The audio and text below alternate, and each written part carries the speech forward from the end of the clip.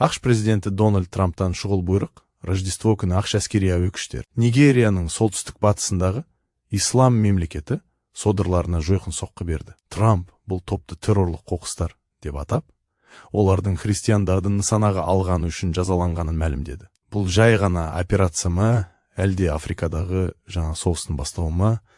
Толығырақ қазір айтамыз.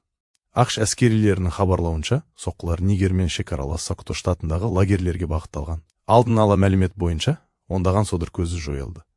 Нигерия сыртқы істер министрі Юсуф Тугар бұл бірлескен операция екен. Және оның дінге еш қатысы жоқ екенін айтып, BBC-ге сұхбат берді. Оның айтуынша, операция ұзақ уақыт бойы дайындалып, Нигерия берген барлау мәліметтері негізінде жүзеге асқан, алайда Трамп әкімшілігі мен Нигерия үкіметі арасында пікір қайшылығы бар. Трамп бұған дейін Нигерияны христиандарға қарсы геноцидті тоқтата алмағаны үшін айыптап, бұл елді ерекше бақылаудағы мемлекеттер тізіміне қосқан еді. Ақ үй бұл соққыларды Рождество мерекесінде христиандарды қорғаудың символы ретінде көрсетсе, Нигерия билігі бұл тек терроризммен күрес екенін алға тартуда. Қалай болғанда да, АКШ-тың Африкадағы әскери белсенділігі жаңа деңгейге көтерілді. АКШ-тың басқа елдегі терроршыларға өз бетінше соққы беруі дұрыс па? Бұл аймақтағы тұрақтылықты нығайта ма, әлде жағдайды ушықтыра ма?